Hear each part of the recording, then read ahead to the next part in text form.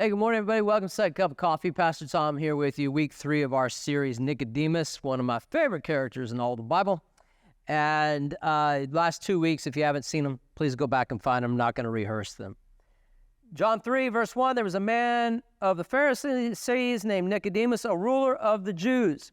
This man came to Jesus by night and said to him, Rabbi, we know you're a teacher come from God. No one can do these things that you do unless God is with him. Came to Jesus by night. Why? Because I don't think he wanted any of his friends to see. Certainly didn't want the public to see. Maybe he got sent by his friends. We know is what he said, so he's talking for the collective. My question is this, and this is the challenge I'm going to put to you. Who opened the door? Why do you know there was a door? Well, either they're camping or they're in a place that they're staying. He had to get to Jesus somehow. So even if it's not a literal door, it could be a figurative door. How did he get to Jesus? Did he just roll up? Maybe. My guess is no. My guess is he made contact somehow to set up a meeting at night with Jesus to have a discussion. My educated guess, even though I can't prove that, we know in the Gospels that John knew a Pharisee. That's how he got Peter by the fire, where Peter would deny Christ, because John knew people there. So did they go through John to get to Jesus? Okay, maybe. Let's just say that they did. Maybe John was their point of contact. He made an appointment to come see Jesus at night. Why is that important? Well, if that's how it happened, and I know that I'm speculating a little bit, whether it's John or somebody else, God, I believe, is asking us this question. Are you willing to open the door and then just see what I do? I can't tell you how deeply this stirs in me. Open the door and see what I do.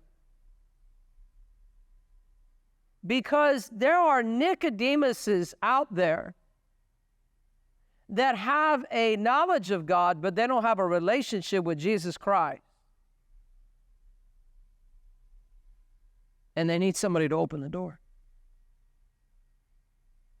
I think that Jesus was drawing him. I think that clearly, I see what you're doing. It's different than what we've seen. God has to be with you. I just don't understand how all this goes together. And he came to get answers, but he walked away with more questions. And I think that's what scares us. We don't want them to have questions. We want Jesus to just make sense to them. We want them to feel comfortable. We want them to feel at home. We don't want them to feel out of place in our church. Enough, church, enough. You don't see it scripturally.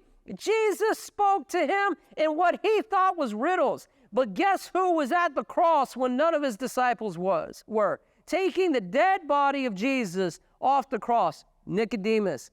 You have to trust what Jesus is sowing in them, even if it doesn't make sense to you or to them. Your job is not to make sense of Jesus. Your job is to open the door. And if you'll do that, you'll see an outpouring that you're not experiencing right now. Just open the door and see what he does.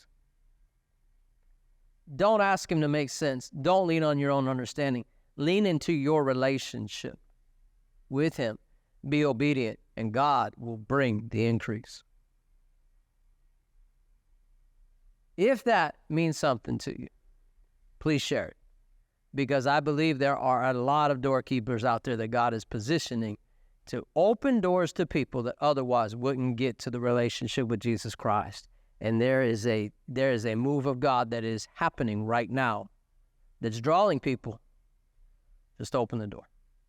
We love you. God bless you. And we'll talk to you soon.